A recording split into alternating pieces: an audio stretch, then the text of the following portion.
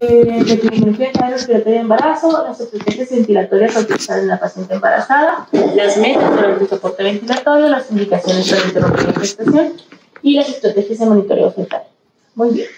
Los cambios fisiológicos del embarazo. Principalmente vamos a tener que las adaptaciones maternas llegan máximo a término y se regresan a la etapa no gestacional hasta las 6 semanas aproximadamente postparto. Tenemos que va a haber muchos cambios fisiológicos en el embarazo, pero pues los que nos importan más para la ventilación mecánica van a ser los respiratorios.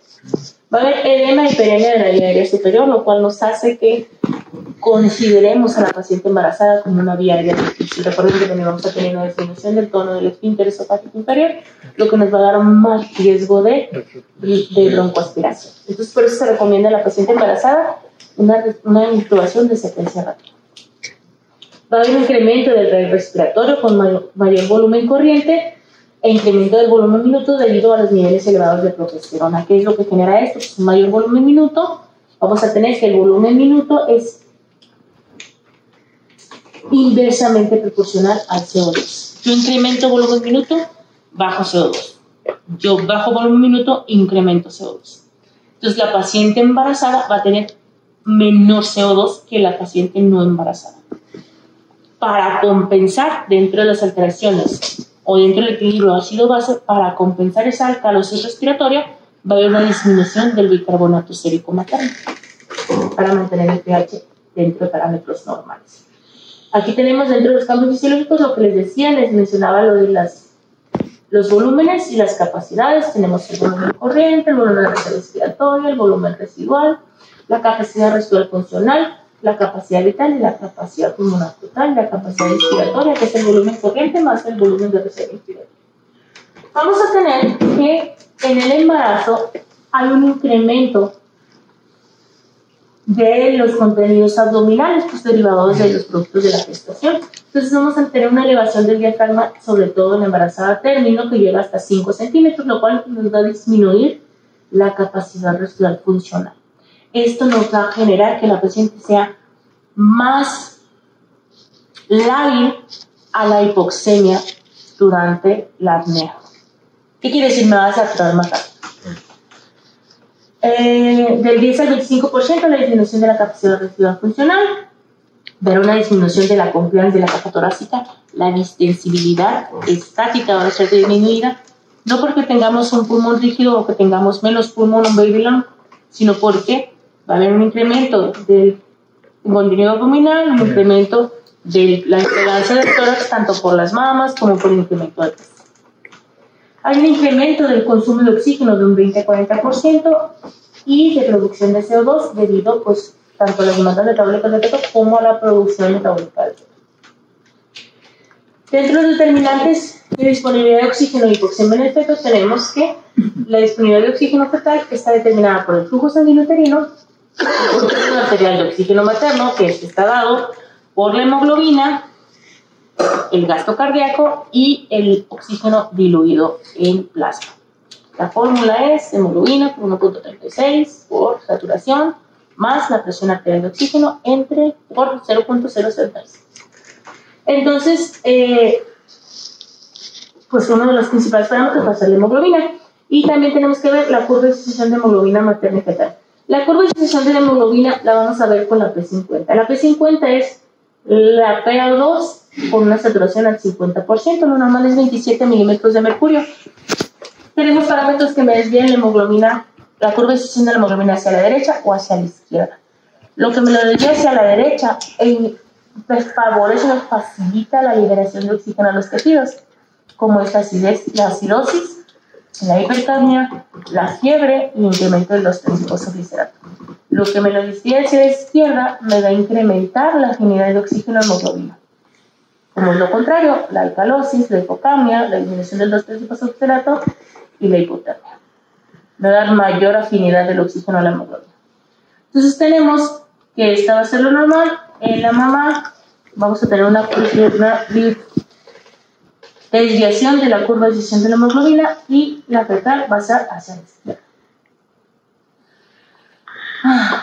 Va a haber las causas de vasoconstricción feto-placentaria puede ser la hipoxia materna, catecolaminas endógenas exógenas, la Norep, la dopa, etcétera. Todas las aminas, todos los vasopresores pueden generar disminución del flujo uteroplacentario, pero no es una contraindicación en el embarazo para el uso de aminas. La alcalosis, la hipotensión y las contracciones. La hipercamia leve no afecta el flujo sanguíneo uterino. A mayor PCO2 se ha visto que los productos tienen mejor puntaje de ACAR. Entre la epidemiología de falla respiratoria y embarazo, tenemos que es del 0.2 al 0.3%, y pues tenemos varias causas, ¿no? Tenemos causas de SIRA y causas de edema pulmonar cardíaco. De SIRA podemos tener causas obstétricas directas y modificadas por el embarazo, como puede ser la preeclampsia, los trastornos hipertensivos del embarazo, el embolismo del líquido amniótico, el desprendimiento de placenta, la retención de productos de restos placentarios, el aborto séptico por amioitis, endometritis, aspiración gástrica, neumonía, sepsis, trauma y transfusión. Y dentro del edema pulmonar se puede generar por tocolíticos, preeclampsia también, embolismo de líquido amniótico, sobrecarga de líquidos, enfermedad cardíaca como cardiomiopatía o enfermedad isquémica del corazón y miocardiopatía peripática. Bien, la estrategia de la ventilación del embarazo va a ser proveer un adecuado intercambio de gases y disminuir el trabajo respiratorio sin causar lesión. Evitar la telectrauma, biotrauma, barotrauma, ergotrauma. Hay que considerar a la paciente embarazada como vía aérea difícil. Hay una falla en intubación 8 veces mayor que la no embarazada, por lo que ya comentábamos. Hay que preoxigenar porque la disminución de la capacidad respirar funcional puede generar una deshidratación más rápida durante la intubación. Y lo que les decía, la intubación de secuencia rápida por los riesgos de broncos, de aspiración gástrica. En la preoxigenación vamos a esperar lo mismo que en una paciente no embarazada. Sí, bueno. Pero el problema es de que a pesar de que la paciente no embarazada te da un tiempo determinado de apnea para que no desature, con la paciente embarazada va a ser más corto. Tenemos menos tiempo. Bien, entonces los parámetros ventilatorios, igual tienes que proxigenar al 100%. Los parámetros ventilatorios va a ser igual, y si vas a estar amboceando, tienes que estar protegiendo de que no vaya a respirar. Los parámetros ventilatorios, la estrategia ventilatoria va a ser similar a la de no embarazadas, considerando las metas de gases arteriales, van a diferir un poquito la no embarazada. El volumen corriente, y ahí tenemos que ver un incremento del volumen corriente y del volumen minuto derivado del efecto de la progesterona. Entonces, de todos modos, a pesar de que vamos a tener un incremento del volumen corriente, si se acuerdan aquí en esta gráfica, podemos ver que tenemos un volumen corriente basal de 450 en la embarazada 600. A pesar de eso, dentro de la ventilación mecánica vamos a manejar los mismos parámetros que la paciente no embarazada. Vamos a utilizar de 4 a 6 mililitros por kilo de peso predicho para la paciente con SIRA y de 6 a 8 mililitros por kilo de peso ideal para la paciente sin SIRA. Hay bibliografía que dice que los pacientes que no tienen SIRA también se pueden ventilar con protección pulmonar de 4 a 6 mililitros por kilo y evita el riesgo de complicaciones. Pero va a haber mayor riesgo de asincronía. No está completamente justificado utilizar volúmenes corrientes bajos para los pacientes que no tienen SIRA. Entonces, lo normal, pues ya queremos hacer 6 mililitros por kilo de peso ideal. Recuerden que a pesar que la paciente pese 200 kilos y mide 1,50, sus pulmones son para alguien que mide 1,50, no para alguien que pesa 200 kilos. La ventilación mecánica nunca es por peso real. ¿Sí? Es por el peso ideal. La diferencia entre el real y el predicho es 2-3 kilos. Si quieren utilizar peso predicho para todos, perfecto. ¿Sí? Ya depende. La presión meseta tiene que ser menor de 30. Lo que les comentaba, la disminución puede ser debido a la distensibilidad de la caja torácica o el incremento de la presión intraabdominal. ¿Cómo puedo diferenciar si mi distensibilidad disminuida es por el pulmón como tal o por la caja torácica, pues solamente con un balón esofágico? Sí lo puedo poner, ¿no? Pero pues en la paciente embarazada se prefiere lo menos invasivo. Los parámetros ventilatorios, pues vamos a poner la frecuencia respiratoria. Recuerden que el volumen minuto va a estar dado por la frecuencia respiratoria por el volumen corriente. y un volumen minuto determinado va a estar relacionado con el CO2. Si yo subo el volumen minuto, bajo CO2. Si yo bajo volumen minuto, subo CO2. Y así voy a ir jugando con parámetros ventilatorios, manteniéndome dentro de parámetros de seguridad o rangos mínimos y máximos. Volumen corriente mínimo 4, máximo 8. Okay. Frecuencia respiratoria mínimo 10, máximo 32. Si nos vamos a querer meterlo de poder mecánico, máximo 25 de frecuencia respiratoria. Por eso digo, poder mecánico. Entonces, va a ser siempre con un objetivo. Esa relación que yo tenga de frecuencia respiratoria y volumen corriente me va a dar un CO2. Yo tengo que programar, ya programé mi volumen corriente, ahora voy a programar mi frecuencia respiratoria para que mi CO2 se mantenga entre 32 y 35, que es lo normal para la paciente embarazada. Nunca menor de 30 que genera hipoperfusión placental. Lo normal va a ser una frecuencia respiratoria entre 2 y 25. Hay que evitar el intercambio, máximo 60 milímetros de mercurio, como cualquier paciente con protección pulmonar. Tenemos que tener un gradiente de 10 milímetros de mercurio de CO2 para el intercambio de CO2 materno-fetal. Quiere decir que si yo tengo 60 de CO2, el feto tiene que tener 70 para que pueda salir hacia la circulación materna. ¿Me expliqué? Hay que mantener el pH entre 7.25 y 7.35 y la hipocamia con alcalosis respiratoria con pH mayor de 7.48 puede resultar en baja concentración uterina y reducción del flujo uteroplacenta. Nos va a tolerar más la hipercamia que la hipocamia. Los parámetros respiratorios dentro del flujo inspiratorio pueden utilizarse un flujo desacelerado o un flujo cuadrado o constante. ¿Qué es el flujo? Es la velocidad a la que se entrega el volumen corriente. ¿Sí? Si yo tengo a mi paciente programado por presión, el flujo siempre es desacelerado. Si yo tengo a mi paciente programado por volumen, en algunos ventiladores no me deja cambiarlo a flujo desacelerado. Ya viene preprogramado a un flujo cuadrático constante. ¿Ok? Los ventiladores Dräger manejan volumen, o más bien, manejan el modo por presión, me lo manejan con flujo cuadrado. Ese es, a menos de que le pongan el autoflow. Autoflow, o se llama Smart Air, o autoflow, no recuerdo cómo se llama. Yo le pongo el flujo desacelerado. Pero los Dräger son los únicos que el modo por presión te lo puedo manejar con flujo cuadrático. Todos los demás, si los tengo programados por volumen, me dan un flujo cuadrático, a menos de que yo lo cambie y lo ponga desacelerado. ¿Cuál es la ventaja del flujo desacelerado? Me va a dar, teóricamente, una distribución más homogénea del aire y para un mismo flujo me genera menos presión pico. Un paciente que respira con un flujo alto es más cómodo que respirar con flujos bajos. ¿Sí? Por ejemplo, si yo quiero respirar o traten de respirar así con flujos bajos, es así como que jalar caballitos de aire nomás.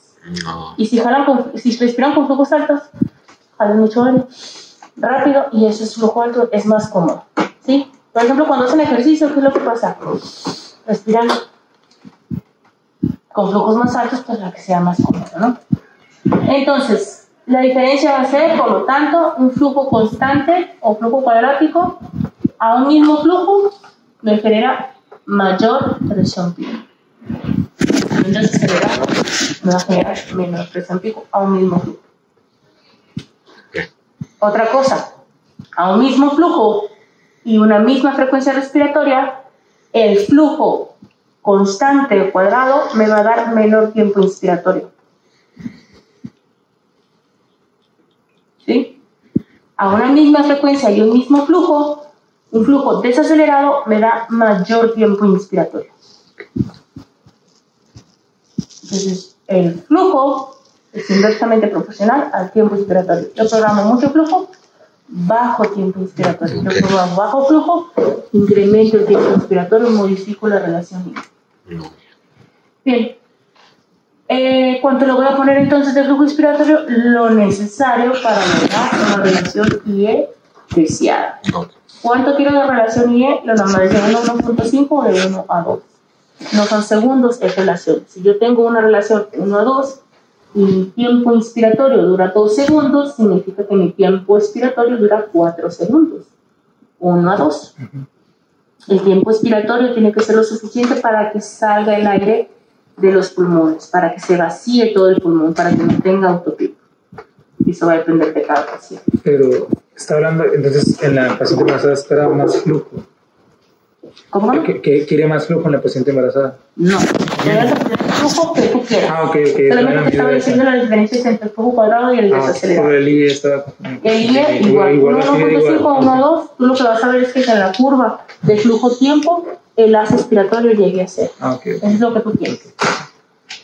El PO2 vamos a ponerle lo necesario para nuestra PO2 meta. Vamos a necesitar mayores valores de PO2 en la paciente embarazada para generar un adecuado gradiente y oxigenación fetal. Todo el movimiento de gases, recuerden que va a ser por gradiente de concentración.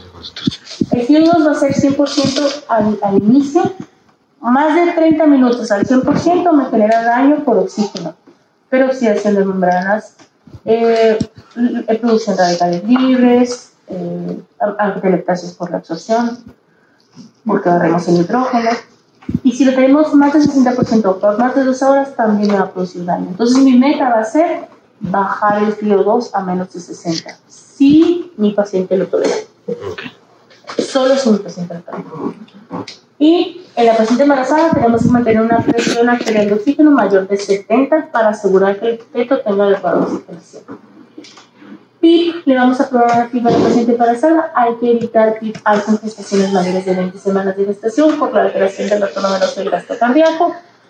Y el PIP me va a servir para mantener una oxigenación lenta. Si yo le pongo mucho PIP, así como vimos los cambios fisiológicos o la interacción cardiopulmonar y la interacción mecánica, yo le pongo mucho PIP, bajo el gasto cardíaco, pues bajo el flujo uteroplacentario. ¿Sí? Entonces, si yo le pongo mucho PIP y el producto se me deteriora, pues es que era demasiado PIP, lo tengo que bajar. Y tengo que estar verificando cuáles son los efectos sobre el producto de mis modificaciones de ventilación. ¿Sí?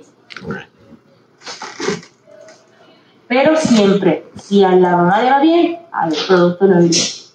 Entonces ahí tengo que estar monitorizando, definiendo mis parámetros para lograr mis metas y estar monitorizando tanto a la mamá como al feto. Bien, en cuanto a la posición, podemos ventilar a la paciente en supino, pero tenemos que ponerle el cubo del lado izquierdo o una cuña para evitar la compresión aortocada por el abdomen, por el útero, a partir de las 18 a 20 semanas de gestación. En productos menores pues no va a haber ese problema. Y podemos colocar a la paciente en prono. Si tiene menos de 20 semanas, la ponemos en prono como cualquier otro paciente. Si tiene más de 20 semanas, como ya el útero deja la pelvis, tenemos que colocar un soporte tanto en la cintura escapular, o más bien a nivel de los hombros, y sobre la pelvis, para que evitemos la compresión sobre el abdomen. ¿Sí? Aquí se ve cómo está colgando la pelvis. Bien, las metas en ventilación mecánica. Es muy importante definir las metas porque eso me va a permitir, ese va a ser mi objetivo en la ventilación. Ya con esto yo no les voy a decir, le vas a programar tanto de frecuencia y tanto de volumen. No. Tú vas a programar tanto de frecuencia y tanto de volumen para lograr esto. Tú vas a programar tanto de PIP, tanto de CO2 para lograr esto. ¿Sí? No es que yo les voy a decir, prográmale 15, prográmale a 6 y etcétera, etcétera. Este es el resultado, es lo que yo quiero. Las metas de ventilación va a ser una presión arterial de oxígeno mayor de 70. En la paciente no embarazada, recuerden que en SIDA va a ser de 55 a 85 de PO2. Y la saturación de 88 a 95. Y la PCO2 va a ser de 32 a 35, aunque lo podemos llevar hasta 60 si es que necesita la paciente hipercamia permisiva. Y el bicarbonato 18 a 22. El pH de 7.25 a 7.35. La presión meseta menor de 30. La driving pressure menor de 15. En CIRA, el volumen corriente menor de 6 mililitros por kilo de peso de dicho. Ese lo podemos incrementar en los pacientes que tengan asincronía, sobre todo doble disparo, hasta 8 mililitros por kilo. Pero no se ha visto que las asincronías incrementen la mortalidad. Pudiéramos, incluso cuando la sincronía no es por doble disparo, sino por trigger reverso, tenemos que disminuir el volumen corriente. Entonces, esto tiene que ver mucho con la monitorización de las curvas en ventilación mecánica y la monitorización también, si es posible, de la actividad diafragmática. Pero eso es otra cosa. Y mantener un pH mayor de 7,15. Si está menor de 7,15, podemos incrementar el volumen corriente si esa acidemia es expensas de hipercambio. El PIC lo vamos a programar para mantener una saturación mayor del 95%, aunque la OMS maneja ahora con lo de COVID, que en venta va a ser de 92 a 95%. ¿Qué tanto PIC? Lo necesario para mejorar la saturación, pero sin comprometer el gasto cardíaco. La hipercamia permisiva menor de 60 y la ventilación mecánica no invasiva no es de elección, porque por lo que hablábamos del riesgo incrementado de broncoaspiración.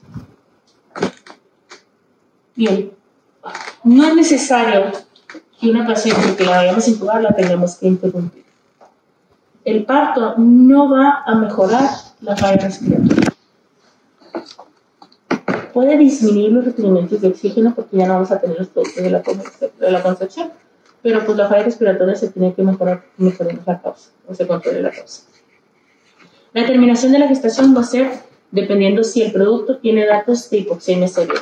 ¿Cómo vamos a valorar estos datos? Bradicardia, falta de variabilidad de frecuencia cardíaca fetal y desaceleraciones tardías con contracciones. Bien, ¿cómo vamos a hacer el monitoreo fetal durante la ventilación? Hay que hacer el monitoreo electrónico o sonográfico de la frecuencia cardíaca fetal. Electrónico es con el tococardiógrafo, ¿sí? Puede ser útil para valorar si las modificaciones al ventilador son beneficiosas o deleterias al feto. Ahí vamos a ver la variabilidad. Si un producto no tiene variabilidad, eso es malo, tiene que tener variabilidad, ¿sí? O si tiene bradicardias o de repente hace desaceleraciones tardías, es que después de la contracción se bradicardiza en lugar de durante la contracción.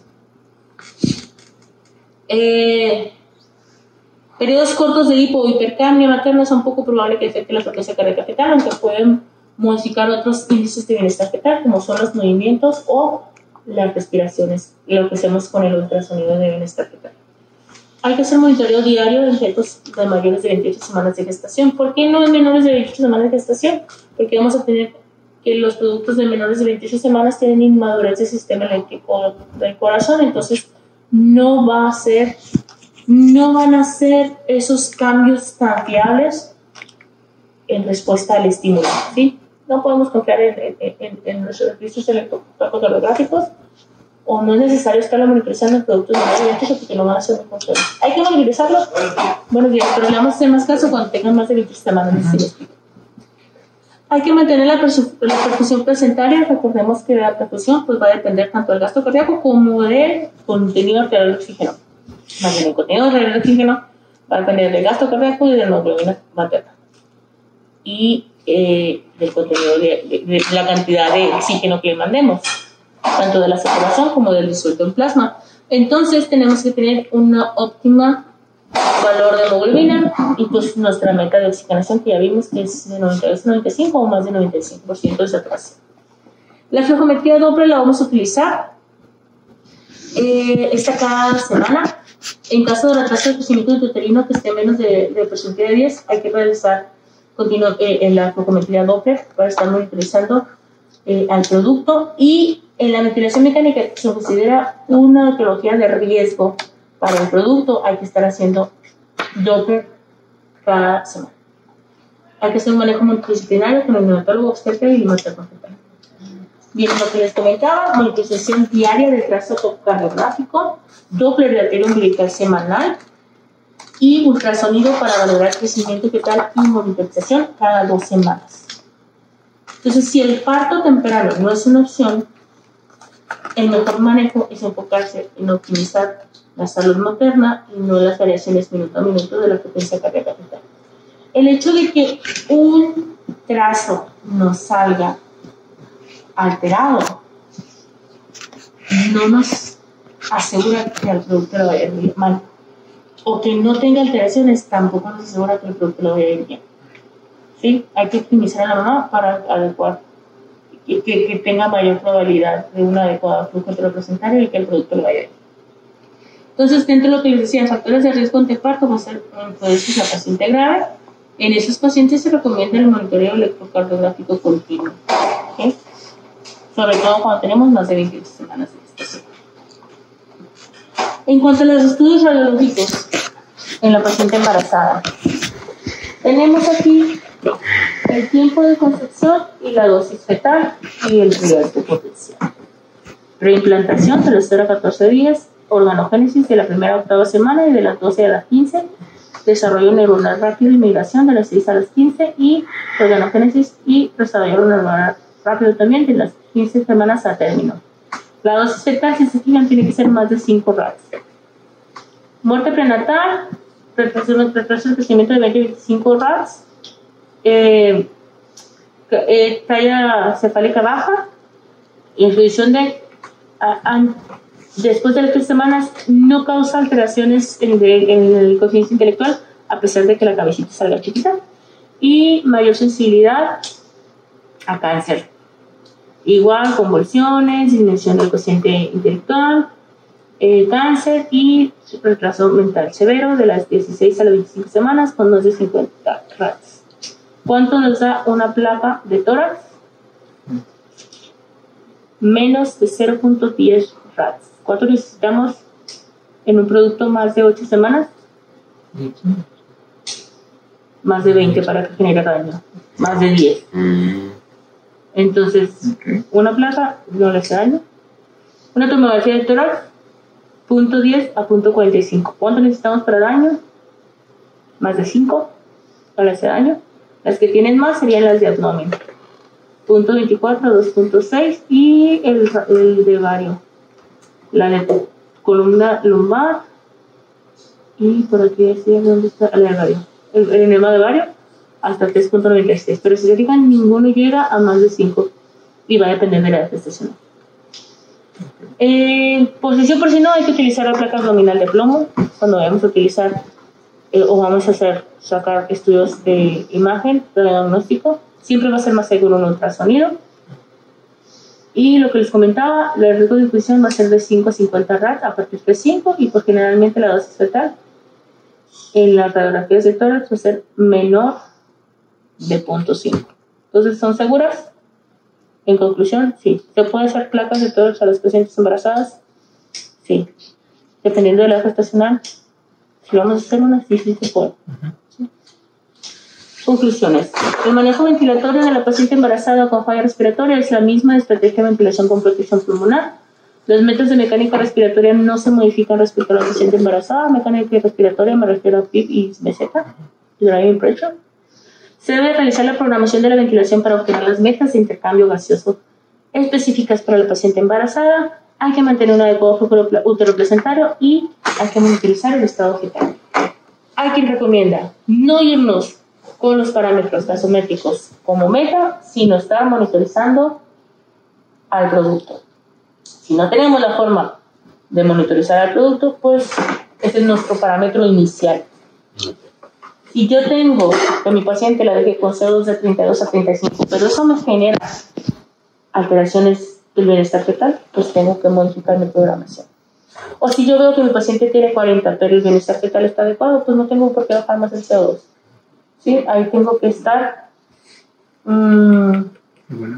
evaluando y estar haciendo ajustes, manteniendo el estado materno y el estado fetal, manteniendo el mismo. Muy bien, es todo. ¿Alguna duda?